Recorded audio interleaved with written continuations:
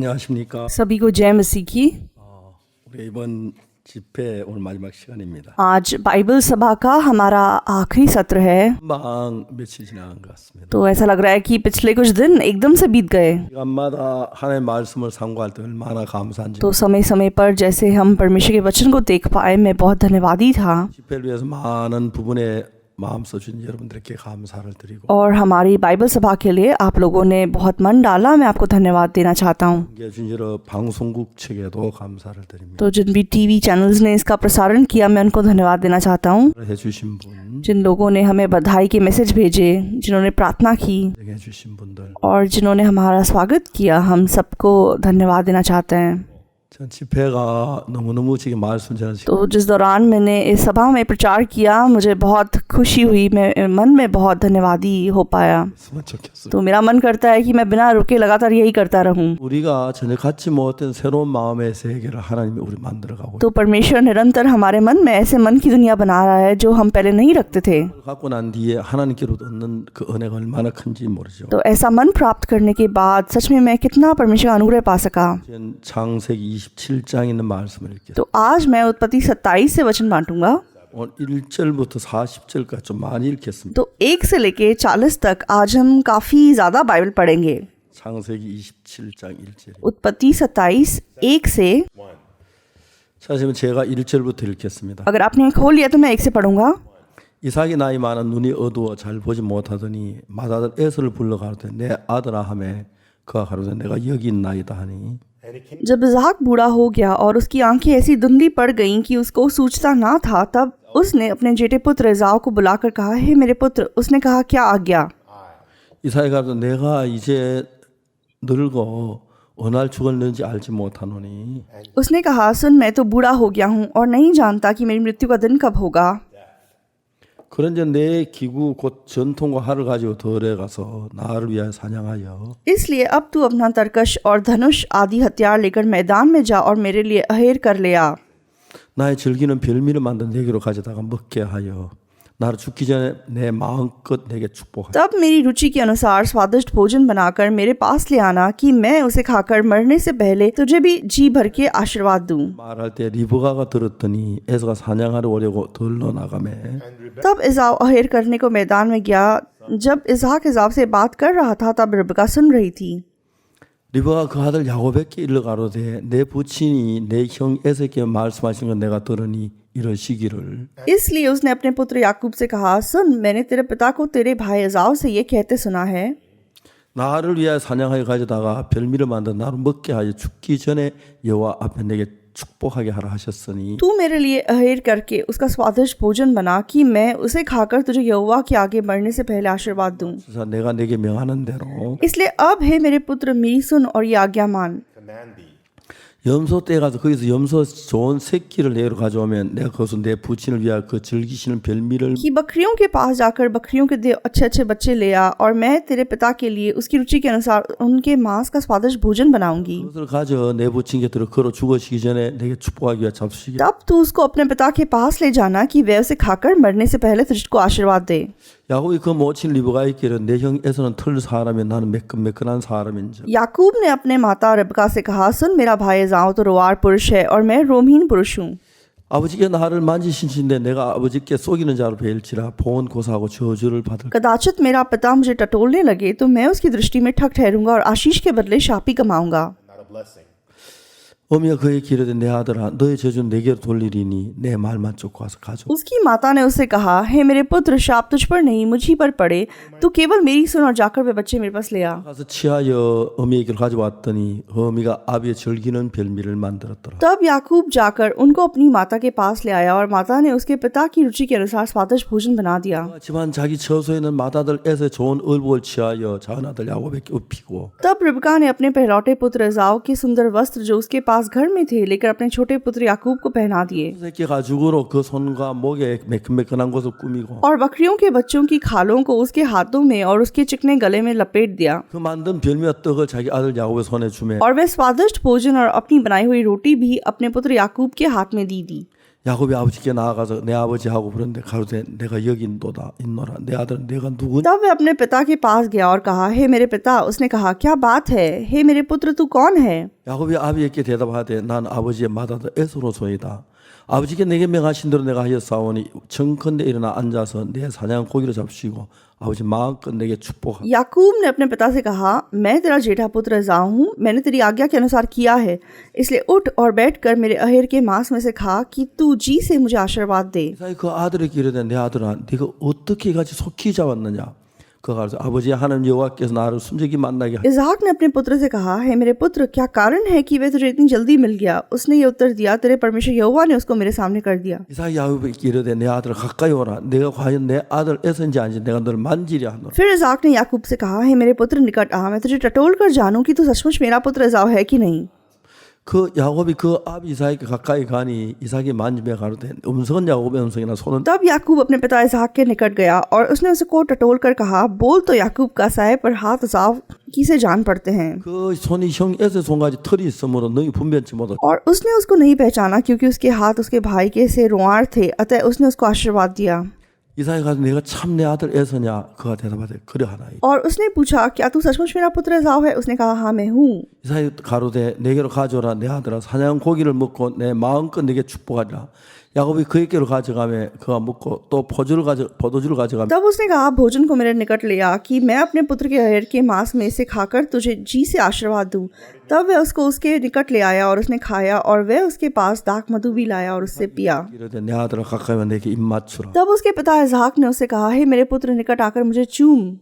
그가 가까이 가서 그에게 입 맞추니 아비 그 옷에 향취를 맡고 그에게 축복하여 가로되 내 아들아 향취는 여호와의 복 주신 밭. उसने निकट जाकर उसको चूमा और उसने उसके वस्त्रों का सुगंध पाकर उसको ये आशीर्वाद दिया, देख मेरे पुत्र की सुगंध जो ऐसे खेत की सी है जिस पर यहोवा ने आशीष दी हो।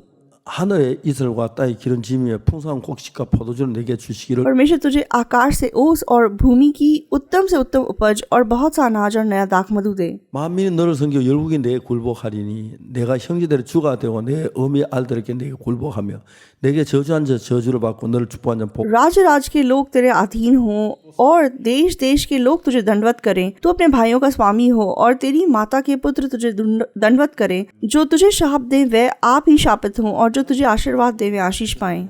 그 아비 이삭 앞에 나가자 곧 그 형 에서가 사냥하여 돌아온지라. जैसे ही आशीर्वाद इसाक याकूब को दे चुका और याकूब अपने पिता इसाक के सामने से निकला ही था कि एसाव अहेर लेकर आ पहुंचा। 그가 별미를 만들어 아버지께 가져가서 가로되 아버지 일어나서 아들의 사냥 고기를 잡수시고 마음껏 내게. तब वह भी स्वादिष्ट भोजन बनाकर अपने पिता के पास ले आया और उससे कहा, हे मेरे पिता, उठकर अपने पुत्र के अहेर का मांस खा ताकि मुझे जी से आशीर्वाद दे। 그 아비 이삭이 그에게 너는 누구냐? 그가 대답해 난 아버지 아들 곧 아버지 맏아들 에서로소이다. उसके पिता ने पूछा, तू कौन है? उसने कहा, मैं तेरा जेठा पुत्र एसाव हूँ। 이삭이 심히 크게 떨며 가로되 그런즉 사냥 고기를 내가 가져온 자가 누구냐? 너 오기 전에 내가 다 먹고 그를 위하여 축복하였은즉 그가 정령 복을 받을 것이다. तब इसहाक ने अत्यंत थरथर कांपते हुए कहा, फिर वह कौन था जो अहेर करके मेरे पास ले आया था और मैंने तेरे आने से पहले सब में से कुछ कुछ खा लिया और उसको आशीर्वाद दिया, अब उसको आशीष 듣고 방 लगी भी रहेगी। 아비에게 이르되 아버지 내게도 축복하소서 내게도 그리하소서. अपने पिता की ये बात सुनते ही एसाव ने अत्यंत ऊंचे और दुख भरे स्वर से चिल्लाकर अपने पिता से कहा, हे मेरे पिता, मुझको भी आशीर्वाद दे। 이삭이가 내 아우 간교하게 와서 내 복을 빼앗았도다. उसने कहा, तेरा भाई धूर्तता से आया और तेरे आशीर्वाद को लेके चला गया। 가서 그 이름이 야곱의 그의 이름을 야곱이라 하면 합당치 아니하니까 그가 나를 소임이 이것이 두 번째니다. 전에는 나의 장자 명물을 빼앗고 이제 내 복을 빼앗았나이다. 또 가로되 아버지께 나를 위하여 빌 복이 उसने कहा, क्या उसका नाम याकूब यथार्थ नहीं रखा गया? उसने मुझे 2 बार अड़ंगा मारा, मेरा पहलौठे का अधिकार तो उसने ले ही लिया था और अब देख उसने मेरा आशीर्वाद भी ले लिया है। फिर उसने कहा, क्या तूने मेरे लिए भी कोई आशीर्वाद नहीं सोच रखा है? 그 모든 형제를 내가 그에게 종으로 주었으며 곡식과 포도주를 그에게 공급하였으니 내 아들은 내가 इसाक ने एसाव को उत्तर देकर कहा, सुन, मैंने उसको तेरा स्वामी ठहराया और उसके सब भाइयों को उसके अधीन कर दिया और अनाज और नया दाख मधु देकर उसको पुष्ट किया है। इसलिए अब हे मेरे पुत्र, मैं तेरे लिए क्या करूं? 아비에게 이르되 내 아버지여 아버지 빌복이 하나뿐 일이니까 내 아버지 내게도 축복하소서 내게도 그리 하소서 하고 소리를 높여 इसाव ने अपने पिता से कहा, हे मेरे पिता, क्या तेरे मन में एक ही आशीर्वाद है? हे मेरे पिता, मुझको भी आशीर्वाद दे। यूं कहकर इसाव फूट फूट के रोया। 그 아비 이삭이 그에게 대답하여 가로되 너의 주선 땅이 기른 짐에서 뜨고 내리는 하늘 이슬 뜰 걸며 उसके पिता इसहाक ने उसे कहा, सुन, तेरा निवास उपजाऊ भूमि से दूर हो और ऊपर से आकाश की ओस उस पर ना पड़े। 너는 칼을 믿고 생활하였고 내 아우를 섬길 것이며 내가 매임을 벗을 때는 그 멍에를 내며 떨쳐버리라 하였더라. तू अपनी तलवार के बल से जीवित रहे और अपने भाई के अधीन तो हो, पर जब तू स्वाधीन हो जाएगा तब उसके जुए को अपने कंधे पर से तोड़ फेंके। 성경을 읽습니다. तो हम लोग बाइबल को पढ़ते हैं, 성경을 하나님의 마음을 잘 모르면 똑같은 성경을 다르게 이해할 수. तो बाइबल पढ़ते हुए अगर हम परमेश्वर के मन को नहीं समझेंगे तो हम एक ही वचन को बहुत अलग तरीके से समझ सकते हैं। 하나 성경은 하나님 우리에게 하시고 그 마음의 내용을 보면 아주 쉽게 तो बाइबल को पढ़ते हुए अगर हम परमेश्वर के मन को समझ सके, जो परमेश्वर हम तक पहुंचाना चाहता है, तो हम इसे बहुत आसानी से समझ पाएंगे। 하나님 말씀하고 우리하고 다른 게 뭐냐면 लेकिन जब हम बाइबल को पढ़ते हैं, परमेश्वर हम में अंतर क्या है? 하나님께 복을 얻기 위하여 우리 열심히 노력하거나 수고하거나 기도하거나 뭘 열심히 해야 한다고 생각을 하고 तो हम लोग सोचते हैं कि परमेश्वर से आशीष पाने के लिए हमको कुछ तो मेहनत करनी पड़ेगी, कोशिश करनी पड़ेगी, कुछ तो करना पड़ेगा। 그래서 복을 받을 수 없다는 걸 아는 लेकिन परमेश्वर हमें बताना चाहता है कि इस प्रकार तू आशीष नहीं पा सकता।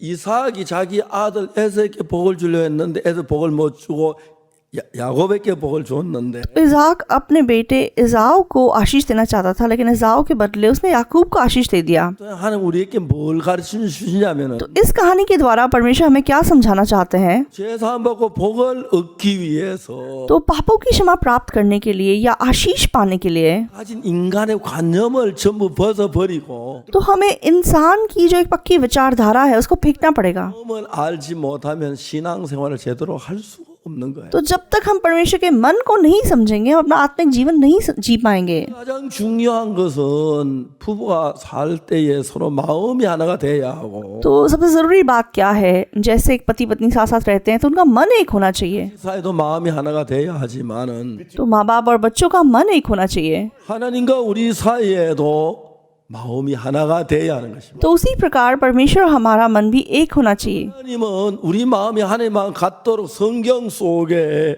하나님 마음을 많이 तो परमेश्वर चाहता था कि हमारा मन उसके साथ एक हो सके, इसलिए परमेश्वर ने अपना बहुत सा मन बाइबल में प्रकट किया है। 인간들은 성경을 읽으면서도 자기 방법, 자기 생각대로 이해를 하고 생각하고 있는. लेकिन दुख की बात यह है कि चाहे लोग बाइबल को पढ़ते हैं, लेकिन वे अपनी समझ में अपने हिसाब से इसे समझने की कोशिश करते हैं। 그런 부분들 성경 차근차근 이야기해서 너 인간들은 그래 생각 나는 그렇지 않다. लेकिन परमेश्वर अपने वचनों से बार बार हमें ये समझाना चाहता है कि तुम मनुष्य ऐसे सोचते हो, लेकिन मैं ऐसा नहीं सोचता।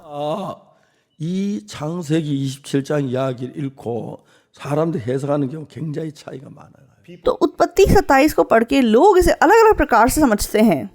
어떤 사람 야곱이 거짓말했기 때문에 그 뒤에 막 여러 가지 고난. तो कोई लोग बोलते हैं कि हाँ, याकूब ने यहाँ पे झूठ बोला, इसके बाद उसके जीवन में इसलिए बहुत सारी परेशानियां आई। 뜻하고 전혀 다른 말을 하고 있는. लेकिन वो बिल्कुल परमेश्वर के मन से अलग बात बोलते हैं। 왜냐하면 여러분 창세기 27에 중요한 포인트가 하나 있는 거예요. तो उत्पत्ति 27 में जो सबसे जरूरी पॉइंट है वो क्या है? 내용이 뭐냐면은 तो यहाँ जरूरी बात क्या है?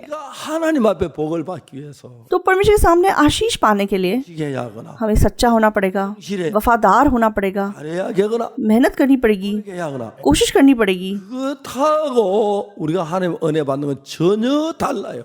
तो इस प्रकार से हम परमेश्वर का अनुग्रह नहीं पा सकते। 너무나 안타까운 건 성경에는 하는 참 마음을 모르는 사람들은 लेकिन दुख की बात यह है कि जो लोग बाइबल में परमेश्वर का मन नहीं समझते, 정직해야 한다고 उनको लगता है कि उनको सच्चा बनना पड़ेगा, 충성해야 한다고 मुझे परमेश्वर के प्रति वफादार होना होगा, मुझे कोशिश करनी होगी। 나 그렇지 않아. लेकिन परमेश्वर कहना चाहता है कि ऐसा नहीं है। 설명하는 거. वो परमेश्वर हमें समझाना चाहता है। 오늘 많은 사람들이 이 성경을 뭐 이해를 못하는 게 뭐냐면은 तो आज बहुत लोग जब इस वचन को पढ़ते हो क्या नहीं समझ पाते। 성실하게 일을 했고 사냥을 해요. 아버지 말대로 사냥을 했고 तो इज़ाऊ ने आज्ञा मानी, वफादारी से उसने जाके अहेर मारा, उसने पिता की बात को सुना। 거짓말했잖아. लेकिन याकूब ने तो झूठ बोला। 그러니까 이제 이해가 안 가는 거예요. तो वो समझ नहीं सकते इस बात को। 설교하는 사람 뭐라고 말하는지 아십니까? तो बहुत सारे प्रचारक लोग कैसे समझाते हैं आप जानते हैं? 어려움 당할 때 거짓말해서 어려움 당. याकूब ने जीवन में जो मुश्किलों को सहा, क्योंकि उसने झूठ बोला था इसलिए उन मुश्किलों को सहा। 정말 모르는. लेकिन ये लोग परमेश्वर के मन को नहीं समझते। 자 이제 우리는 이런 부분을 성경은 굉장히 밝게 이야기하는데도 तो बाइबल बहुत ही साफ साफ हमें इन बातों के बारे में समझाती है, 아직 하나님의 마음을 잘 모르는. लेकिन बहुत लोग अपनी सोच में गिरे हुए हैं, इसलिए वो परमेश्वर के मन को नहीं समझते। 얘기했던 것처럼 तो जैसे मैंने पिछली बार भी आपको बताया, 이제 강도 만난 자의 이야기가 있습니다. तो जैसे डाकुओं से मारे गए व्यक्ति की कहानी है, 강도 만난 자 이야기에서는 두 가지 사람이 있는데 तो डाकुओं से मारे गए व्यक्ति में दो प्रकार के लोग हैं। 세상에 두 종류의 사람이 있습니다. तो इस दुनिया में दो प्रकार के लोग हैं। 구원을 해주시는 구원자가 계시고 एक तरफ वो उद्धार करता है जो उद्धार देता है, 구원을 받는 피구원자가 있습니다. दूसरी ओर वो हैं जिन्होंने उद्धार नहीं पाया, जिनको उद्धार पाना है। 성경이 이야기하는 건 누가 10장 강도만 자 이야기에서 तो लूका 10 डाकुओं से मारे गए व्यक्ति की कहानी के द्वारा परमेश्वर में क्या बताना चाहता है? 그 율법사가 예수님께 말을 했지. तो ये व्यवस्थापक यीशु मसीह को क्या बोलता है? 선한 일을 하여 영생을 얻으리까. हे गुरु, अनंत जीवन का वारिस होने के लिए मैं क्या करूं? 영생은 우리가 선한 일을 해서 얻는 게 तो 아니야. अनंत जीवन हम भले काम करके नहीं पा सकते। 하고 상관이 없어. अनंत जीवन का हमारे कामों से कोई नाता नहीं है, ये अनुग्रह से प्राप्त की जाने वाली चीज है। 모르지만 तो अगर वो कामों से होता तो अलग बात थी, 아닙니다. लेकिन ये कामों से नहीं है। 로마서에 뭐라고 말합니까? तो रोमी किताब में क्या कहा है? 그 은혜를 인하여 क्योंकि विश्वास के द्वारा 믿음으로 말미암아 구원을 얻는 अनुग्रह ही से तुम्हारा उद्धार हुआ है, 너희에게서 난 것이 아니라 और ये तुम्हारी ओर से नहीं 하나님의 선물이라. वरन परमेश्वर का दान है, 그래서 난 것이 아니니 और ना कर्मों के कारण, 누구든지 자랑치 못하게 하려 함이니라. ऐसा ना हो कि कोई घमंड करे। 성경 그렇게 얘기해. तो बाइबल ऐसा बताती है। 우리가 너희가 그 은혜를 인하여 믿음으로 구원을 받은 것인데 क्योंकि विश्वास के द्वारा अनुग्रह ही से तुम्हारा उद्धार हुआ है। 내가 뭐 선을 행하고 노력하고 열심히 해서 복을 받고 구원받는 줄 तो 생각. बहुत से लोग सोचते हैं कि हाँ, मैं कुछ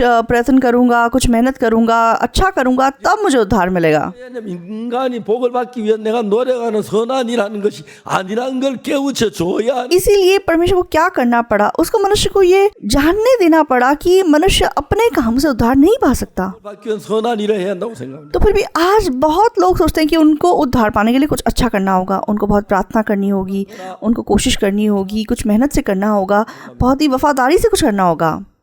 아닙니다. ऐसा नहीं है। 우리가 죄 사함을 거듭나기 위해서 तो पापों की क्षमा पाने के लिए, नए सिरे से जन्म पाने के लिए 하나도 필요하지 않습니다. हमारे कुछ काम की जरूरत नहीं है, 되는 게 아니에요. हमारी कोशिशों से नहीं है। 여러분 성경을 보세요. तो आप बाइबल को देखिए, 너희가 그 은혜를 인하여 믿음으로 말미암아 구원을 얻었나. क्योंकि विश्वास के द्वारा अनुग्रह ही से तुम्हारा उद्धार हुआ है। 이것이 너희에게 난 것이 아니요 하나님의 선물. और ये तुम्हारी ओर से नहीं, वरन परमेश्वर का दान है। 여러분 우리는 그 은혜를 인하여 तो अनुग्रह ही से, 은혜라는 건 우리가 구원받기 조그마한 노력도 들어가면 안 된다니. तो अनुग्रह का अर्थ है कि हमारे काम इसमें बिल्कुल भी शामिल नहीं है। 값을 तो अनुग्रह वो चीज है जिसकी कोई कीमत नहीं दी गई है। तो अनुग्रह में हमारी कोई कोशिश शामिल नहीं है, 것이 जो हमें बिना किसी कोशिश के मिलता है वही अनुग्रह है।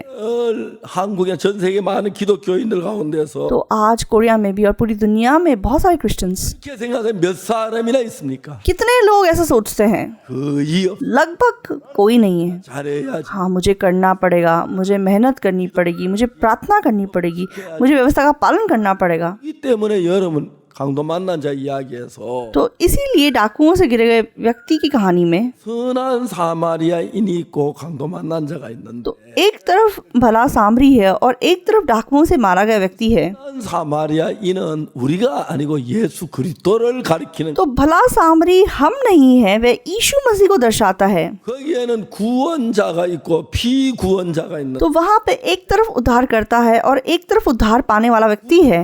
누가 구원자냐 하면은 तो उद्धारकर्ता कौन है? 우리를 죄에서 건져주는 분이 구원. जो हमें पाप से बाहर निकालता है वो उद्धार करता है। 피구원자는 तो कौन है जिसने उद्धार नहीं पाया है? 구원을 받는 사람. वो व्यक्ति जिसे उद्धार पाना है। 여기에 두 가지 종류의 사람이 있는데 तो यहाँ दो प्रकार के लोग हैं। 만난 자가 있고 एक तरफ डाकुओं से घिरा हुआ व्यक्ति है, 사마리아인 और दूसरी ओर सामरी है जो बचाता है। 우리 죄에 죽어가는 우리를 가리키는 것입니다. तो डाकुओं से मारा गया व्यक्ति हमें दर्शाता है जो कि पाप से मरने वाले थे। 이는 누구를 가리킵니까? तो सामरी किसको दर्शाता है? 예수 그리스도를 가리킵니다. सामरी यीशु मसीह को दर्शाता है। 근데 거기서 너희도 가서 이와 같이 해라. लेकिन वहां पे यीशु ने कहा जा तू भी ऐसा ही कर। 하나님 우리에게 율법을 주신 것은 तो परमेश्वर ने हमें व्यवस्था क्यों दी? 지켜 복을 받기 위해 준 게 아니야. इसलिए नहीं दी कि हम व्यवस्था का पालन करें और आशीष पाएं। 지키면 복을 तो 받어. अगर हम उसको मानेंगे तो हम आशीष पाएंगे। 하나님은 그들의 율법을 못 지킬 걸 लेकिन परमेश्वर जानता था कि मनुष्य व्यवस्था का पालन नहीं कर पाएगा। 하나님은 돌비석으로 이제 줄 때 इसलिए परमेश्वर ने जब पत्थर की पट्टिया पे व्यवस्था को लिख के दिया 두 개의 돌판만 가지고 내려온 게 아닙니다. तो वो ना केवल उन 2 पत्थर की पट्टियों को लेकर नीचे आया। 하늘나라에는 성전을 보여줘 तो परमेश्वर ने मूसा को स्वर्ग का मंदिर दिखाया था। 주고 तो उसे वेदी दिखाई थी, उसे सच में पीतल की हौदी दिखाई थी, उसे रोटी की मेज दिखाई थी और दीवट दिखाया था, सब कुछ दिखाया था। 하늘 내게 보인 그대로 가서 성막을 만들어. और परमेश्वर ने मूसा से कहा था कि जैसा तूने देखा है वैसा ही तू पृथ्वी पे जाके मिलाप वाला तंबू बनाना। समझ रहे हैं? 성전을 왜 만들어야 합니까? तो क्यों मिलाप वाला तंबू बनाना पड़ा? 이스라엘이 죄를 지은 성전에 와서 이제 제사를 क्यों? क्योंकि इजरायली जब काम करते थे उन्हें वहां जाके अपने पापों की क्षमा पानी थी। और उसने क्या कहा? 죄를 지으면 양을 잡아서 와서 제사를 드리면 죄가 जब कोई पाप करता है अगर वो एक भेड़ की बलि चढ़ाता है तो उसका पाप धुल जाएगा। 그들이 다 지키겠다 했을 때 그를 तो जब इजरायलियों ने बोला था कि हम सारी आज्ञाओं का पालन करेंगे तो क्या परमेश्वर उनकी बात पे विश्वास किया था? 죄를 짓지 않을 걸 믿지 않았어. परमेश्वर ने शुरुआत से विश्वास नहीं किया कि मनुष्य भलाई कर पाएगा। 손으로 죄를 짓지 않는다. अगर मनुष्य भलाई नहीं कर पाएगा, पाप नहीं करेगा, 도를 보내야 할 필요가 뭐가? तो फिर परमेश्वर को यीशु मसीह को भेजने की क्या जरूरत थी? 죄는 아주 성실하게 살면 예수님 뭐가 필요합니까? तो अगर हम पाप किए बिना वफादारी से अपना जीवन जी सकते थे तो यीशु मसीह को आने की क्या जरूरत थी? हमने पाप किया, हमने बुराई की, और जरूरी बात क्या है? 어떤 노력으로도 우리 죄를 손끝만큼 씻을 수가 없습니다. तो हमारी किसी भी कोशिश से हम थोड़ा सा भी अपना पाप नहीं धो सकते। 사람들은 그만했습니다. तो लोग घमंडी हैं, 지키면 지킬 수 있을 줄로 알았어요. इसलिए उनको लगता था कि अगर वे कोशिश करें तो व्यवस्था को रख पाएंगे। 하면 선하게 될 줄 알았어요. तो उनको लगता था अगर वे मेहनत करें तो वो भले हो जाएंगे। 입니다. ऐसा नहीं है। 우리가 선을 행해서 어이롭게 되는 게 아닙니다. तो हम भलाई करके धर्मी नहीं बन सकते, 율법을 지켜 거룩하게 되는 게 아닙니다. तो हम व्यवस्था का पालन करके पवित्र नहीं बन सकते। 율법을 어기되 저주를 받아야 합니다. तो जब हम व्यवस्था को तोड़ चुके हैं तो हमें श्राप मिलना ही है। 율법을 지켜 구원하는 사람 한 명도 없어요. इसलिए व्यवस्था का पालन करके कोई भी उद्धार नहीं पा सकता। 10장에서 लूका 10 में 율법사가 뭐라고 말했어요? व्यवस्थापक क्या कहता है? 내가 무엇을 하여 영생을 드릴까? अनंत जीवन का वारिस होने के लिए मैं क्या करूं? 자, 물어봅시다. तो मैं आपसे पूछूंगा, 우리가 뭘 해야 영생을 얻을 수 있죠? तो हम क्या करके अनंत जीवन पा सकते हैं? 기도 열심히 하면, तो मेहनत से प्रार्थना करके, मन फिरा के, 열심히 선을 행하면, भलाई करके, 법을 지키면 व्यवस्था का पालन करके, 어느 것도 아닙니다. तो इनमें से कुछ भी नहीं है। 우리는 무엇을 해도 영생을 얻을 수 없습니다. तो हम कुछ भी करें हम अनंत जीवन नहीं पा सकते।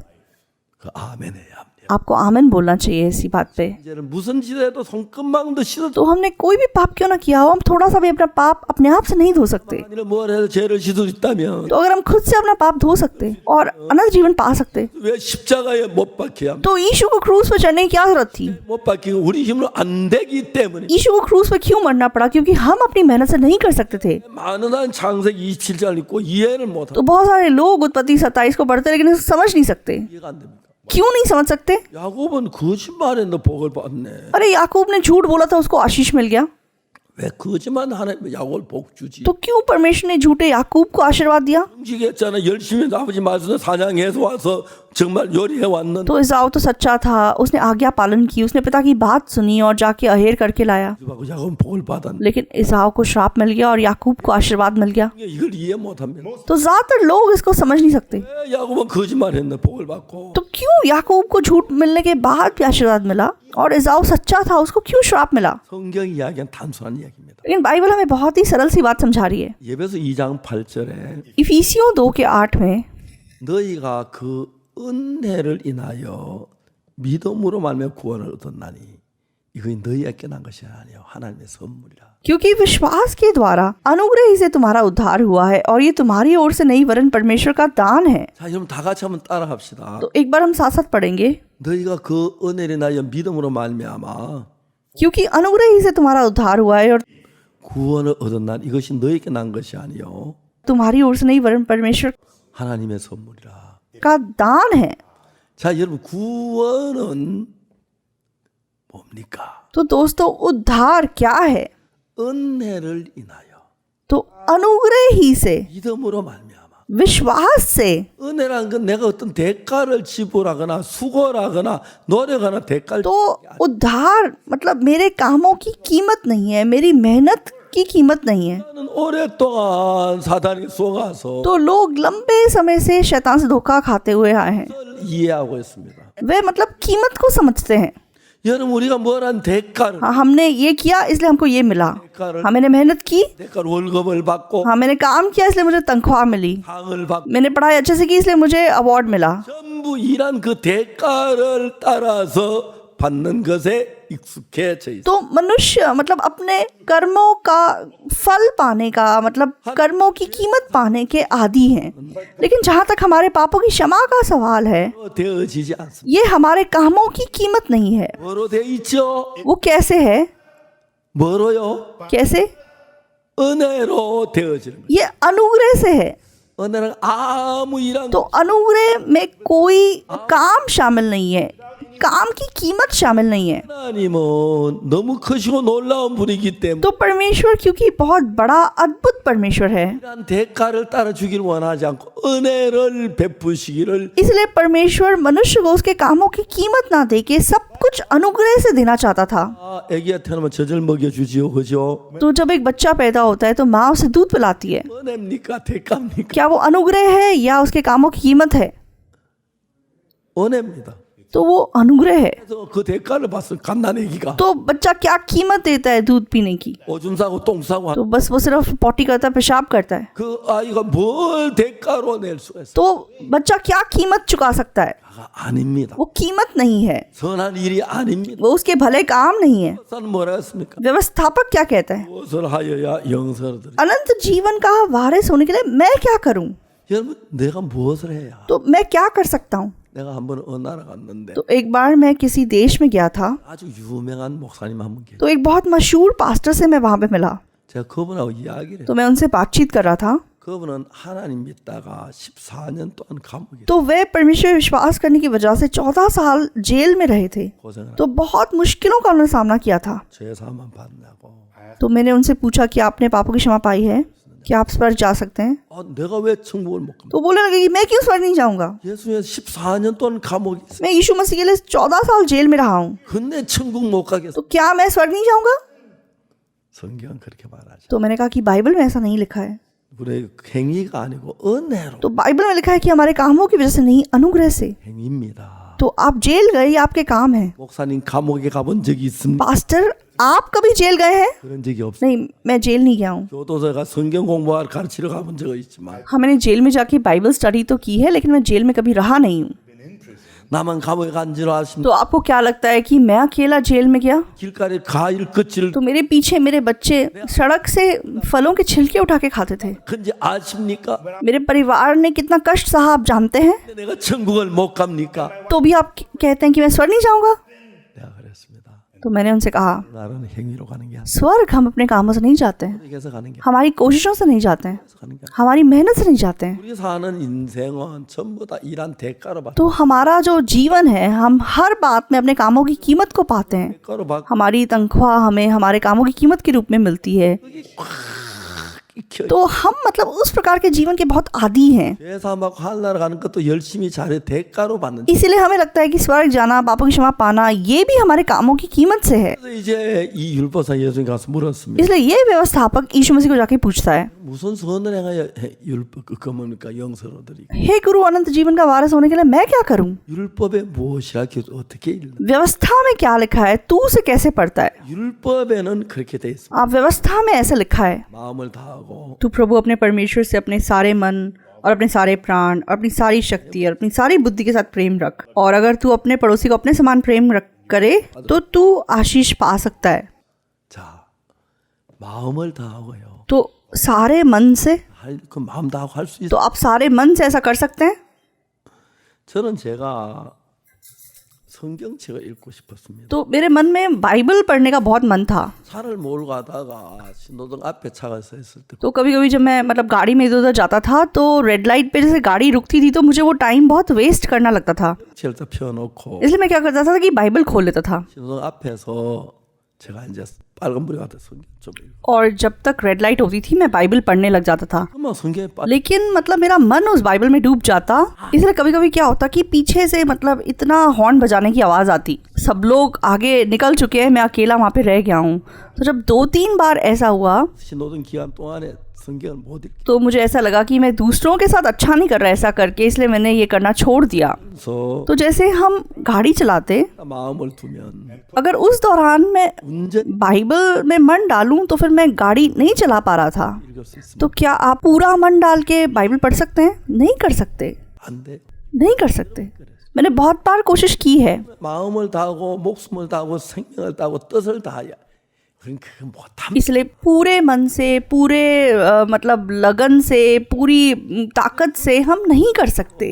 내가 무엇이라 기록된 네가 어떻게 읽느냐. इसलिए बाइबल में लिखा है कि व्यवस्था में क्या लिखा है तू कैसे पढ़ता है। 성경을 이렇게 해도 이해할 수 있고 저렇게 해도 이해할 수 있다는 तो दूसरे शब्दों में ये बोलने की कोशिश की है कि बाइबल को तुम ऐसे भी समझ सकते हो, वैसे भी समझ सकते हो। 어떻게 읽을 수 있냐. 내가 열심히 하면 열심히 노력 율법을 지키면 복을 얻을 수 있다. 그렇게 이해하는 사람도 있고 तो बहुत लोग बाइबल को ऐसे समझते हैं कि हाँ अगर मैं ऐसे करूँ, अगर मैं कोशिश करूँ तो मैं आशीष पा सकता हूँ। 성경이 말하는 걸 그렇게 해서 안 된다는 이야기죠. लेकिन बाइबल हमें बता रही है कि ऐसे नहीं हो सकेगा। 지금 마음을 다하고 뜻을 다하고 힘을 다하고 목숨을 다하여 하나님을 사랑하고 तो अपने पूरे मन, अपनी पूरी ताकत, अपने पूरे मतलब बुद्धि से परमेश्वर को प्रेम करना, 안 되지. 마음을 다하면 어떻게 직장 생활을 तो फिर मतलब नौकरी भी नहीं करनी चाहिए, बस पूरे मन से परमेश्वर को प्रेम करना चाहिए, ऐसा नहीं हो सकता। 한다는 게 불가능하다는 이야기. तो पूरे मन से करना असंभव है। 그러니까 이제 예수님께서 이야기를 했어요. इसीलिए यीशु मसीह ने क्या कहा, 이것입니까? तेरा पड़ोसी कौन है। 또 나 예루살렘 여리고의 강도를 तो एक मनुष्य यरूशलेम से यरीहो की ओर जा रहा था और रास्ते में वो डाकुओं से मिला, तो डाकुओं ने घेर कर उसके कपड़े उतार लिए और मार पीट कर उसे अधमरा छोड़कर चले गए। 역시 도망갔어요. और ऐसा हुआ कि उसी मार्ग से एक याजक जा रहा था, परंतु उसे देख के कतराकर चला गया। इसी रीति से एक लेवी उस जगह पर आया, वह भी उसे देख के कतराकर चला गया, परंतु एक सामरी यात्री वहां निकला और उसे देखकर तरस खाया। तो किसने उससे प्यार किया? 자비를 베푼 자. जिसने उस पे तरस खाया। 너도 가서 이와 같이 해라. ठीक है, जा तू भी ऐसा ही करना। 참 깊은 말씀입니다. तो बहुत ही गहरे वचन है। 왜 이와 같이 하라고 하신지 아십니까? तो क्यों यीशु ने कहा जा तू भी ऐसा ही कर? 같이 하면 될 거라고. क्योंकि अगर तू कोशिश करेगा तो तू कर पाएगा। 그렇게 해보려고 하니까 안 되는 걸 깨닫는 तो जब वो ऐसा करने की कोशिश करेगा तो वो पहचान सकेगा कि वह नहीं कर सकता। 이야기죠. ये बकवास है। 나 예루살렘 여리고 तो एक व्यक्ति यरूशलेम से यरीहो की ओर जा रहा था और रास्ते में वो मतलब डाकुओं से मिलता है। 그걸 보고 तो क्यों याजक उसे छोड़ के चला जाता है? 해요. क्यों? क्योंकि इस व्यक्ति को डाकुओं ने मारा है। इसका मतलब डाकू आस पास है, अगर मैं यहाँ पे लटका रहूंगा तो मेरे साथ भी ऐसा होगा। तो उसकी देखरेख करने के बजाय वो भाग गया। 레위인도 도망갔어. लेवी भी भाग गया। 누가? कौन? 선한 사마리아인. सिर्फ सामरी यात्री। 선한 사마리아인은 우리가 아니고 예수님을 가리키는 거예요. तो ये दयालु सामरी हम नहीं है, ये यीशु मसीह है। 예수님 우리를 위해 생명을 버리셔서 यीशु मसीह ने अपने जीवन को हमारे लिए दाव पे लगा दिया। 그를 구원한 것입니다. तो वो जानता था 그 너도 가서 이와 같이 कि आसपास डाकू हैं, लेकिन फिर भी उसने जाके इसकी मदद की। ठीक है, जा तू भी ऐसा ही कर। क्यों यीशु ने ऐसा कहा? तू जब करके देखेगा तो तू पहचान सकेगा कि तू नहीं कर सकता। तो जो लोग कोशिश नहीं करते उनको लगता है कि वे कर सकते हैं, कोशिश करके देखेंगे तो उनको पता चलेगा कि वे नहीं कर सकते।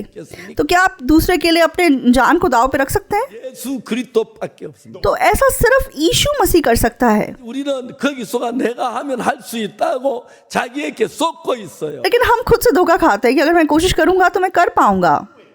자, 여러분 물어봅시다. तो आपसे एक सवाल पूछना चाहूंगा, 정말 여러분 이웃 사는 내 몸같이 사랑합니까? तो आप क्या सच में पड़ोसी को अपने समान प्रेम कर सकते हैं? 손 들어와 있으면 आप में से अगर ऐसा कोई है तो हाथ खड़ा कीजिए। 이웃은 내 몸처럼 사랑해? आप अपने समान पड़ोसी से प्रेम करते हैं? 안 됩니다. नहीं कर सकते, 안 되지요. नहीं कर सकते, नहीं हो सकता, 안 됩니다. नहीं हो सकता। 그렇기 때문에 이거는 우리가 할 수 있는 일이 아니에요. इसीलिए मतलब ये ऐसा काम है जो हम नहीं कर सकते, 예수님만이 할 수 있습니다. तो सिर्फ यीशु मसीह कर सकता है। 선한 사마리아인이 우리가 돼야 하는 게 아니에요. तो ऐसा नहीं है कि हमें भला सामरी बनना है, 우리는 선한 사마리아인이 돼야 하는 게 아니고 तो ऐसा नहीं है कि हमें भला सामरी बनना है। 정확하게 이야기 तो अगर स्पष्ट रूप से बताया जाए, 구원을 받기 위해서 उद्धार पाने के लिए 사마리아인이 되야 하는 게 아니라 तो हमें भला सामरी बनना ऐसा नहीं है, 돼야 합니다. हमें डाकुओं से मारा गया व्यक्ति बनना है। आमीन। 오늘 많은 사람들 선한 사마리아인이 되려고 노래가 तो आज बहुत सारे लोग भला सामरी बनने की कोशिश कर रहे हैं, 픈 거예요. तो इसलिए उनका आत्मिक जीवन उल्टा है। 생명을 내 대신에 내 생명 남 대신 내 생명을 줍니다. तो आप कैसे किसी के लिए अपना जीवन दे सकते हैं? आप नहीं दे सकते। 전부 다 인간은 쏙 तो इंसान धोखा खाया हुआ है, 자기 좀 잘난 척해서 इसलिए इंसान नाटक करता है अपने आप को थोड़ा अच्छा दिखाने का, 잘한 걸 해 보이고 자기 잘한 것처럼 보이려고 하는 거. और अपने आप को अच्छा दिखाने का, अच्छा करने की कोशिश करता है। 창세기 27장 이야기하는 거. तो उत्पत्ति 27 हमें क्या बता रहा है, 다음에 누가복음 10장이 하는 이야기. और लूका 10 हमें क्या बता रहा है? 강도한테 구원을 받기 위해서 어떻게 डाकुओं से मारे गए व्यक्ति ने बचने के लिए क्या किया? 구원해 주었어? 구원받았습니까? क्या उसने किसी को उद्धार दिया या उसने उद्धार पाया? 그는 구원해 주죠. 자기도 죽을 수밖에 없는데 무슨 일을 합니까? तो वो मरने की हालत में था, वो कैसे कुछ कर सकता था? 나는 자기가 선한 사마리인 줄로 착각을 तो लोग गलत समझते हैं कि वह दयालु सामरी है, 할 수 있다고 착각. वे सोचते हैं कि वह कोशिश करे तो दूसरे के लिए कुछ कर सकते हैं, वे सोचते हैं कि वे व्यवस्था का पालन कर सकते हैं, 잔뜩 착각을 합니다. वे सोचते हैं कि वह अच्छे हैं, और वे मतलब अपने आप को कुछ दिखाने की कोशिश करते हैं, विश्वास रखने की कोशिश करते हैं। सब नकली है, पाखंड है। 하나님 인간 속에 선이 없다. परमेश्वर कहता है कि हमारे अंदर कोई भलाई नहीं है, 그런 것밖에 없다. तो हमारे अंदर सिर्फ बुराई है। 부끄러워하십시오. तो आप लोग अपने ऊपर शर्म कीजिए, 그렇게 할 수 없어. आप ऐसी चीजें नहीं कर सकते। 우리는 누구라야 합니까? तो हम कौन हैं? 우리는 강도 만난 자입니다. हम डाकुओं से मारे गए व्यक्ति हैं, 아무것도 하지 말아요. इसलिए हमें कुछ नहीं करना है। 자, 이야기는 너무너무 정확하게 표현되어 있는 것은 तो ये बात बहुत स्पष्ट रूप से बताई गई है। 우리가 우리 자신을 모르면 성경은 제멋대로 해석해. तो जब हम अपने आप को नहीं जानते तो हम अपने हिसाब से बाइबल का मतलब बनाते हैं। 그리고 노력하는 열심. हाँ, हमें मेहनत करनी होगी, हमें कोशिश करनी होगी, हमें ऐसा करना होगा, वैसा करना होगा, 그 은혜를 인하여 믿음으로만 구원을 얻었나니 क्योंकि विश्वास ही से, अनुग्रह से तुम्हारा उद्धार हुआ है, 이것이 너희에게서 난 것이 아니요. और ये तुम्हारी ओर से नहीं। 압니까? क्या आप जानते हैं? 구원은 우리에게서 난 것이 아닙니다. उद्धार आपकी ओर से नहीं है, 물입니다. वरन परमेश्वर का दान है। 노력하지 말라는 것입니다. तो उद्धार के लिए कोशिश मत करो, तुम्हारी कोशिशों से नहीं होगा, तुम्हारे भले कामों से नहीं होगा। 하나 तो उद्धार पाने की एक शर्त है, 예수 그리스도가 해야 합니다. यीशु मसीह को सब कुछ करना होगा। 아멘. आमीन। 오늘 얼마나 많은 사람들이 설교를 잘못합니다. तो आज कितने लोग गलत प्रचार कर रहे हैं। 우리가 사마리아인처럼 열심히 하면 복을 받는다. हाँ, अगर हम सामरी के समान जिएंगे तो हम आशीष पाएंगे। 이게 사마리아인은 예수님을 가리키고 तो ये सामरी बाइबल में यीशु मसीह है, 만난 자를 가리키고 और हम डाकुओं से मारे गए लोग हैं। 뭔가 구원해 주지 않으면 멸망을 당할 수밖에 तो दूसरे शब्दों में हम ऐसे लोग हैं, जब तक कोई हमें बचाएगा नहीं, हम सिर्फ मर सकते हैं। 없습니까? डाकुओं से मारे गए व्यक्ति ने क्या किया? कुछ नहीं किया। 성경이 이렇게 됐습니다. तो बाइबल 사마리아인의 ऐसे बता रही है। ये सामरी की कहानी है। 어떤 사마리아인은 तो एक सामरी यात्री 하는 중 그 길으로 वहां आ निकला 그를 보고 불쌍히 여겼어. और उसे देखकर तरस खाया, 그 다음부터 사마리아인이 하는 게 뭐냐면 और उसके बाद सामरी ने क्या किया? 가서 उसने उसके पास आकर उसके घाव पर तेल और दाखरस डाला, 싸매고 पट्टियां बांधी 그 다음에 자기 짐을 태워 और अपनी सवारी पर चढ़ाकर 가서 सराय में ले गया और उसकी सेवा टहल की। 데나리온 2를 내어주며 दूसरे दिन उसने 2 दिनार निकालकर सराय के मालिक को दिया और कहा, इसकी सेवा टहल करना, और जो कुछ तेरा और लगेगा वह मैं लौटने पर तुझे भर दूंगा। 여기서 강도 만난 자가 구원받게 하는 것은 뭐였어? यहाँ पर डाकुओं से मारे गए व्यक्ति ने खुद को बचाने के लिए क्या किया? कुछ नहीं किया। 10가지 뭘 했죠? 10 चीजों में से उसने क्या किया? 아무것도 아니라 उसने एक चीज भी नहीं की। 구원은 전부 다 사마리아인의. तो उद्धार पूरी तरीके से सामरी के द्वारा आया। 자, 여러분 우리가 구원을 꾀해야 하려는 아무것도 없습니다. तो दोस्तों, हमें अपने उद्धार के लिए कुछ नहीं करना है, 선한 사마리아인이 와서 구원해 줘요. भले सामरी को आना पड़ेगा और हमें उद्धार देना होगा। 믿음으로 받아들여야 돼요. तो उद्धार विश्वास से है, विश्वास से हमें स्वीकार करना है। 야곱이 다른 게 뭡니까? तो इज़ाव और याकूब में क्या अंतर है? 그래서 एक ने अपनी मेहनत का सहारा लिया, 가로 कोशिश की 받으려고 했습니다. और उसके द्वारा उसने आशीष पाने की कोशिश की, लेकिन वो बिल्कुल आशीर्वाद नहीं पा सका। 구원은 은혜입니다. उद्धार अनुग्रह है, 대가로 받는 게 아니에요. हमारे कामों की कीमत नहीं है। 그렇기 때문에 하나님은 इसलिए परमेश्वर 이 이야기를 통해서 इस कहानी के द्वारा 에서가 성실했지만 इज़ाव चाहे बहुत वफादार था और महान था 열심히 사냥을 해서 और उसने उद्धार के लिए बहुत मेहनत की, मतलब 왔기 때문에 구원을 받았다. अहेर किया और खाना पका के लेके आया, 그거는 행위지. लेकिन वह उद्धार पा सका, तब वो काम होगा, तो वो अनुग्रह नहीं होगा, 그 은혜를 क्योंकि विश्वास से, अनुग्रह ही से तुम्हारा उद्धार हुआ है, 믿음으로 말미암아 विश्वास से। 구원을 얻었나니. तो 우리는 아무것도 안 했습니다. हमने कुछ नहीं किया है, 예수님이 다 했기 때문에 सब कुछ क्योंकि यीशु मसीह ने किया। 은혜로 아무것도 한 게 없어야 은혜가 됩니다. जब हम कुछ नहीं करेंगे तभी वो अनुग्रह माना जाएगा। 제가 한 25년 전에 시계를 선물 받았어요. तो मुझे 25 साल पहले ये घड़ी गिफ्ट में मिली थी। 너무 좋은 तो ये बहुत ही अच्छी घड़ी है, ओमेगा की घड़ी है। तो मुझे किसी ने गिफ्ट दी थी। 그때 LA에서 선물을 받았는데 तो जब मैं LA गया था, वहाँ पे किसी ने मुझे गिफ्ट दी थी। 이게 약 한 1000불쯤 되는 시계. तो ये घड़ी करीबन $1000 की होगी। 25년 동안 차고 했어요. तो मैं 25 साल से इसे इस्तेमाल कर रहा हूँ। 얼마나 감사한지 몰라요. मैं सच में बहुत धन्यवादी हूँ, 감사. बहुत मैं धन्यवादी था इसके लिए। 처음엔 그 아프리카 갈 때는 이 시계 안 차고 왔어요. 이제 तो शुरू में जब मैं कहीं विदेश जाता था, मैं इसे घर पे रख के जाता था, कहीं गुम ना हो जाए, 전자 시계 차고 갔다 और मैं कोई सस्ती घड़ी पहन के चला जाता था, 아꼈어요. और मैं इसको ध्यान से रखता था 같이 이렇게 지냈습니다. और हमेशा अपने पास रखता था। 이게 그때 한 1000불쯤 되는 건데 तो ये करीबन $1000 की है। 처음 샀을 때랑 똑같아요. जब खरीदी थी मतलब, और अब बिल्कुल सेम है। 샀을 때 다른 거는 तो सिर्फ अंतर क्या है? 바늘 위치만 다르지. तो मैंने अलग हाथ में पहनी शुरू कर दी, 한 건 다 달라요. पर बाकी सब कुछ सेम है, 똑같아요. बिल्कुल सेम है। 참 좋아요. तो बहुत अच्छी है। 근데 이게 1000불짜리인데 लेकिन ये $1000 की है। 1달러라도 값을 주고 쓰면 그 값이지. तो मान लो अगर मैंने इसके लिए $1 दिया होता, तो इसका मतलब मैंने इसकी कीमत दी थी। 값 없이 그냥 줘야 अनुग्रह मतलब मुफ्त होना चाहिए, उसकी कोई कीमत नहीं होनी चाहिए। 연습이 실제 주는. तो मान लो मैं ये पास जोसेफ पाक को दे दूं, 자, 이렇게 연습으로 ये ऐसे ही उदाहरण के लिए है, असलियत में नहीं है। 1달러나 100원이나 뭐 만 원을 받으면 이건 तो मान लो मैं इनसे $1 या 10 पैसे भी ले लूं, तो फिर ये अनुग्रह नहीं होगा।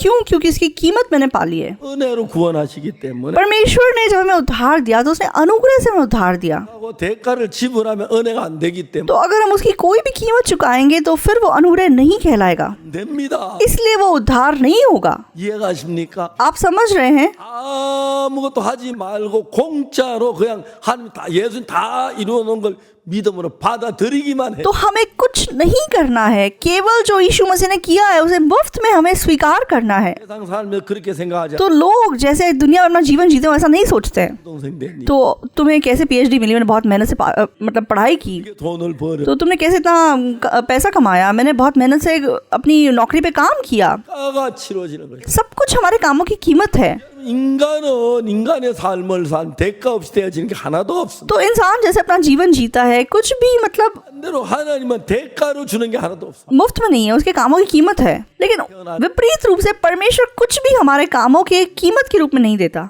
तो जब हम पैदा होते हैं, आपने सुंदर चेहरा कितने पैसे देके खरीदा? 이 진짜 통역이 나보다 좀 덜 생겨야 하는. तो जो ट्रांसलेटर है, अगर वो साथ खड़ा होता है, उसे थोड़ा कम सुंदर होना चाहिए। 다른 건데 할 말 없지만 तो ये इंग्लिश ज़्यादा अच्छी बोलते हैं, वो तो मैं कुछ नहीं बोल सकता, 잘 생겨서 लेकिन ये देखने में इतने सुंदर हैं।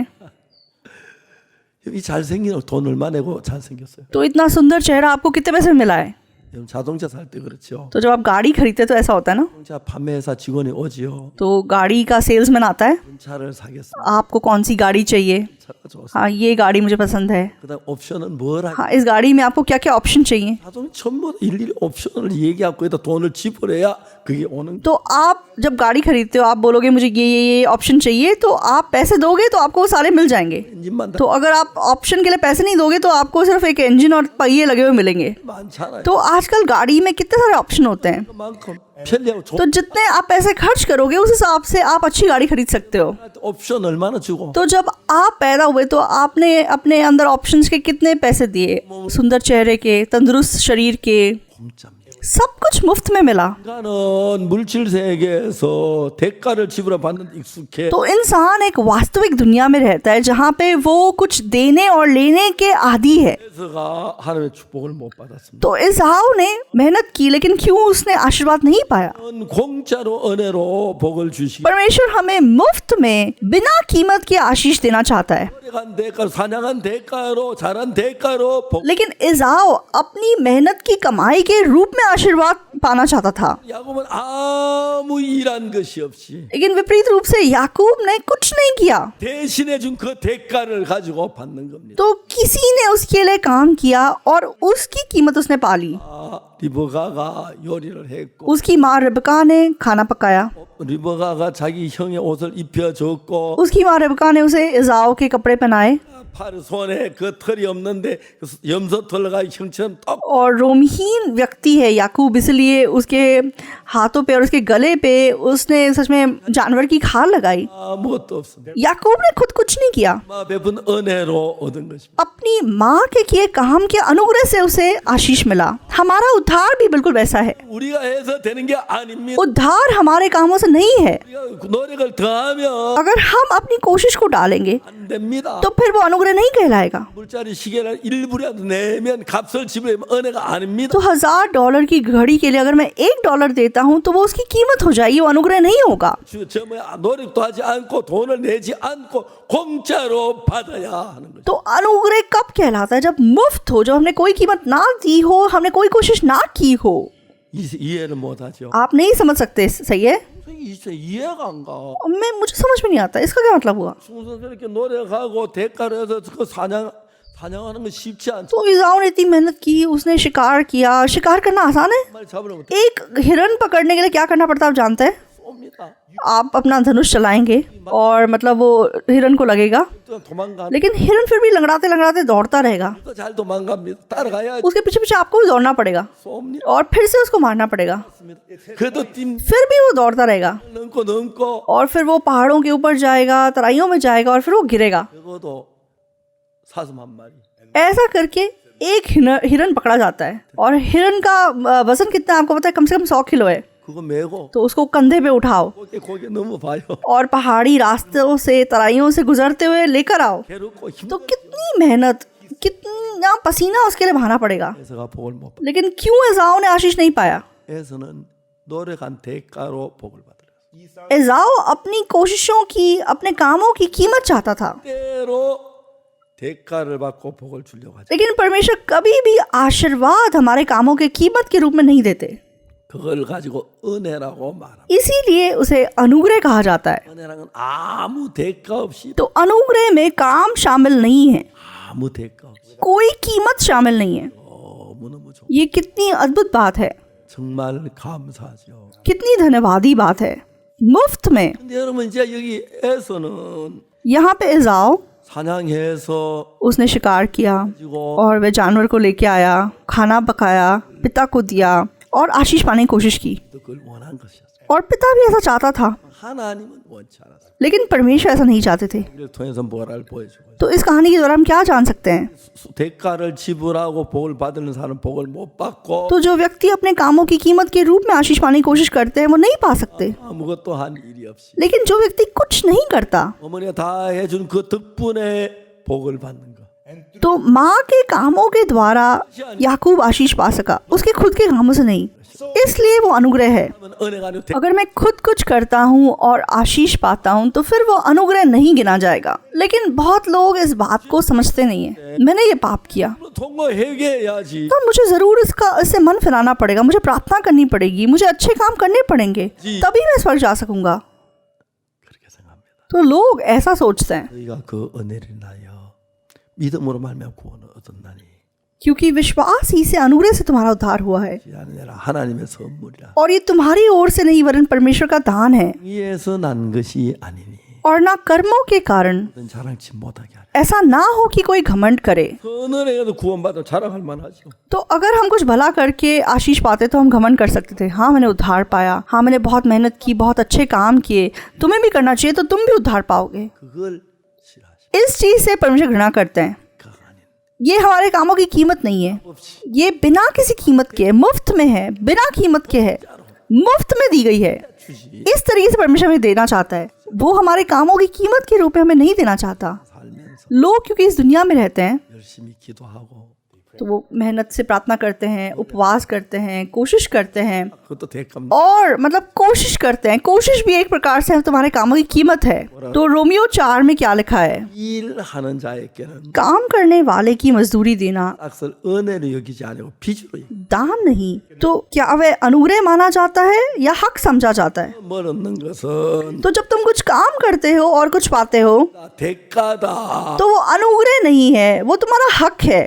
이 4장 5절에 रोमियो 4 के 5 में क्या लिखा है? 일을 아니할지라도 परंतु जो काम नहीं करता 그렇지 않은 자는 어렵다 하셨습니다. वरन भक्तिहीन के धर्मी ठहराने वाले पे विश्वास करता है। 하나님은 경건치 않은 자를 어렵다고 하셨는데 तो परमेश्वर जो भक्तिहीन है उसे धर्मी ठहराता है। 누가 경건치 않은 자 어렵다 합니까? तो कौन भक्तिहीन को धर्मी कह सकता है? 일을 안 하고 जो काम नहीं करता, 죄를 지은 사람이 जिसने पाप किया है 다 그럽니다. उसको परमेश्वर धर्मी कहता है। 지었지만 चाहे उसने पाप किया, 일을 하고 अगर आप 대가를 지불한 काम करेंगे और उसकी कीमत चुकाएंगे 은혜가 아닙니다. तो फिर वो अनुग्रह नहीं होगा, 은혜가 아닙니다. तो वो अनुग्रह नहीं होगा। 믿는 자에게 그의 믿음을 의로 इसलिए विश्वास करने वाले के लिए उसका विश्वास उसके लिए धार्मिकता गिना जाता है।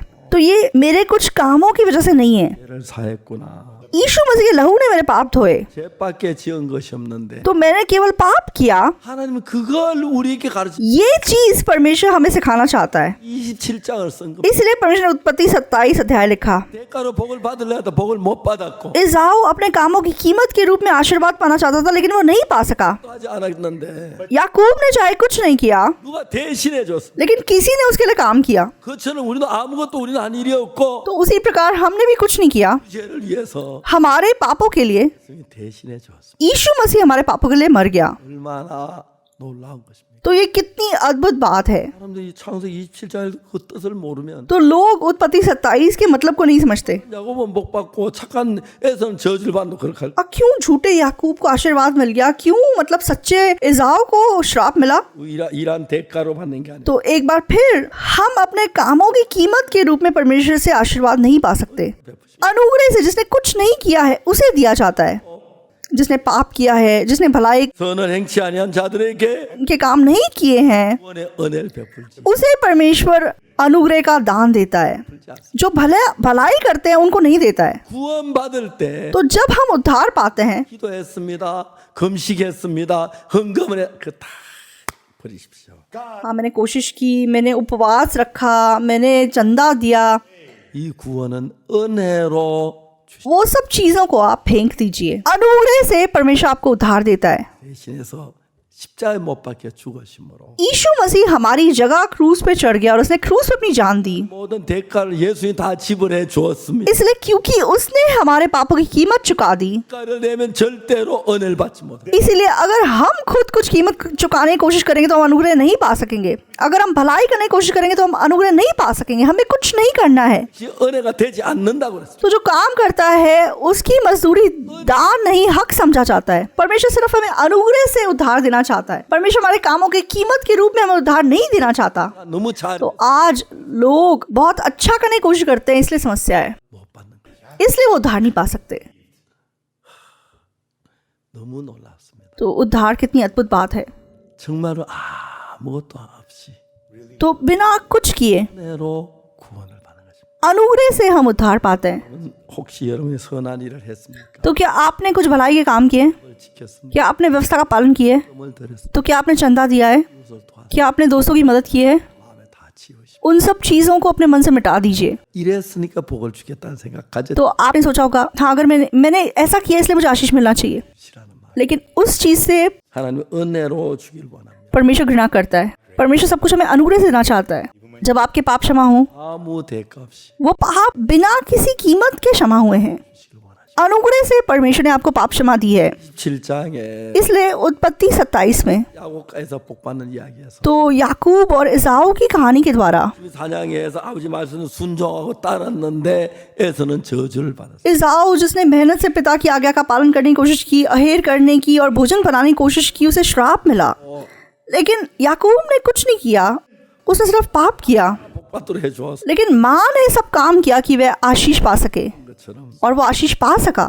야곱은 어머니가 한 것처럼 예수님이 우리 위해서 복받을 जिस प्रकार याकूब की माँ ने याकूब के लिए काम किया, उसी प्रकार यीशु मसीह ने हमारे लिए काम किया कि हम आशीष पा सके। 해결해 주셨어요. तुमने पाप किया, लेकिन यीशु मसीह ने तुम्हारे पापों की कीमत चुकाई, तुम्हारे कामों की कीमत के रूप में नहीं, मुफ्त में। 보니까 तो जैसे हम इस दुनिया में जीते हैं, हम 와서 शैतान से धोखा खाते हैं, 이런 대가로 복을 받기 때문에 तो हम अपने कामों की कीमत को पाने की कोशिश करते हैं और आशीष पाने की कोशिश करते हैं, और हमें लगता है कि ये स्वाभाविक बात है। 절대로 그런 사람은 구원을 안 줍니다. लेकिन ऐसा व्यक्ति उद्धार नहीं पा सकता।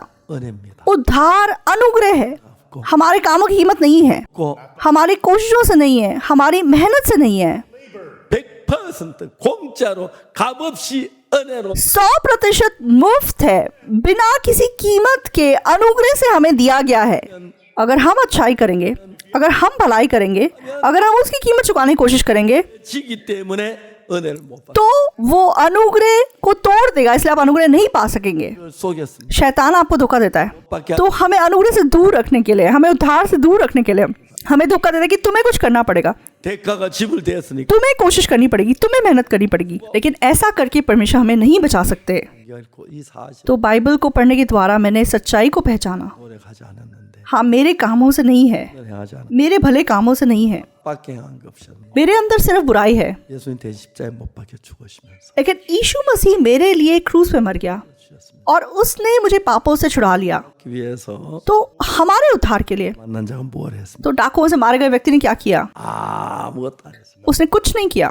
이 일을 하는 자에겐 그것이 तो यहाँ लिखा है कि काम करने वाले की मजदूरी देना दान नहीं परंतु हक समझा जाता है, इसलिए परमेश्वर हमें अनुग्रह से देता है। 아무 일도 하지 말아야 합니다. जब हम कोई काम नहीं करते, 안타까운 사탄은 많은 사람들 속였어요. दुख की बात है कि शैतान ने अनगिनत लोगों को धोखा दिया है, 이걸 잘 모르기 때문에 और लोग बाइबल को ठीक से नहीं जानते। 거짓말은 야곱은 복을 받고 충실한 애들 복 보면 अरे झूठे याकूब को आशीर्वाद मिल गया और इसाऊ को आशीर्वाद नहीं मिला जो इतना सच्चा था, ये क्या मतलब बनता है? 받는다면 तो लोग अगर इस प्रकार से आशीष पा सकते तो कोई भी आशीष नहीं पा सकता था, 완벽한 선행하사 없으니까 क्योंकि लोग केवल थोड़ी अच्छाई कर सकते हैं, पूरी अच्छाई नहीं कर सकते। हम गंदे घिनौने पापी हैं। 그런데 लेकिन 예수님 우리 죄를 위해 죽으시면서 यीशु मसीह ने क्यों हमारे पापों के लिए अपनी जान दी? 그럼 희게 씻어주시게 इसलिए उसने हमारे सारे पापों को बर्फ की तरह सफेद साफ धो दिया, 된 거예요. इसलिए उसने हमें पवित्र कर दिया। 너희가 그 은혜를 인하여 क्योंकि विश्वास से, 믿음으로 말미암아 구원을 얻었나니 अनुग्रह ही से तुम्हारा उद्धार हुआ है, 없이 주시는 것이 और ये तुम्हारी ओर से नहीं वरन परमेश्वर का दान है। 받지 बिना कीमत के प्रभु ने हमें दिया है, 지불하면 안 됩니다. मुफ्त में दिया है। 근데 참 많은 사람은 성경을 잘 모르기 때문에 हमें इसकी कीमत नहीं चुकानी है। 내가 선을 행하고 तो आज बहुत सारे लोग बाइबल को गलत समझते हैं, 복을 받을 줄 알기 इसलिए उनको लगता है कि अगर वो अच्छे काम करेंगे, भलाई करेंगे, तो वो आशीष पा सकेंगे। 주실 수가 없어. तो परमेश्वर ऐसे लोगों को आशीर्वाद नहीं दे सकता। 이런 가운데 열심히 노력해서 제사함 받았습니까? तो आप में से कोई है जिसने मेहनत की, कोशिश की और पापों की क्षमा प्राप्त की? आपने बहुत प्रार्थना की इसलिए आपको पापों की क्षमा मिली? नहीं, 너희가 그 은혜를 인하여 क्योंकि अनुग्रह ही से तुम्हारा उद्धार हुआ है, 이게 너희에게 난 것이 아니에요. और ये तुम्हारी ओर से नहीं वरन परमेश्वर का दान है, 난 것이 아니니 और ना कर्मों के कारण। 일한 자는 그 싹서 은혜를 위해서 빚을 तो काम करने वाले की मजदूरी देना दान नहीं वरन हक समझा जाता है। 아니할 तो जो काम नहीं करता वरन भक्तिहीन के धर्मी ठहराने वाले पर विश्वास करता है, तो इसने भलाई नहीं किया है, व्यवस्था का पालन नहीं किया है, सिर्फ पाप किया है, 이제 아무것도 안 했는데 लेकिन उसको धर्मी ठहराया गया। 어렵다 그랬습니다.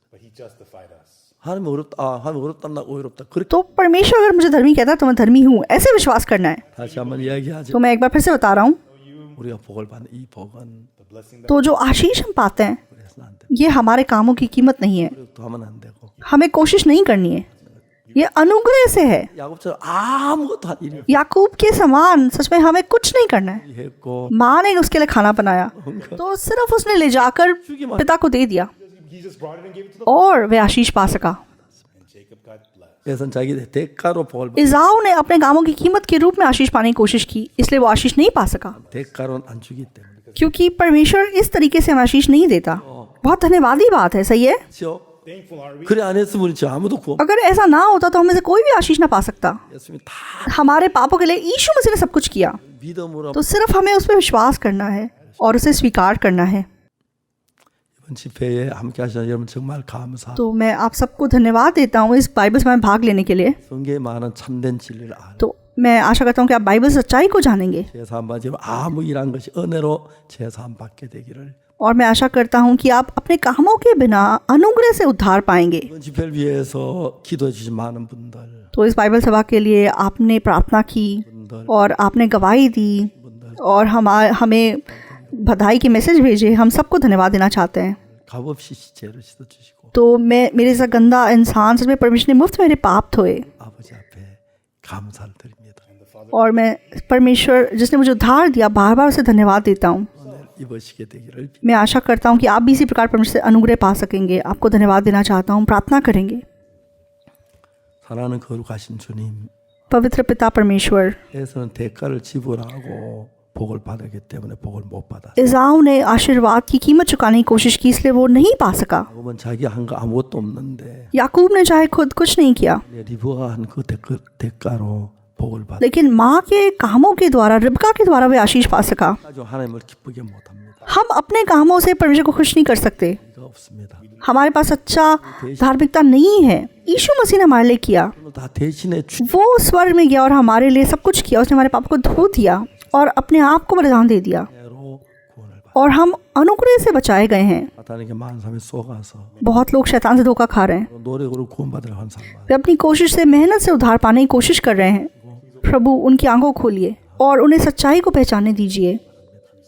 앞으로도 전 세계 많은 분 और आगे भी पूरी दुनिया के लोग 이름을 부르면 जैसे वो यीशु मसीह के नाम को पुकारते हैं, उनको अनुग्रह से उद्धार पाने दे 보게 주옵소서. और उनको एक आशीषित जीवन जीने दे। 주님께 감사 आपने इस बाइबल सभा की अगुवाई की, आपको धन्यवाद देते हैं। 기도드리옵나이다. यीशु मसीह के नाम से प्रार्थना करते हैं, 아멘. आमीन। 여러분 대단히 감사합니다. आप सबको बहुत बहुत धन्यवाद।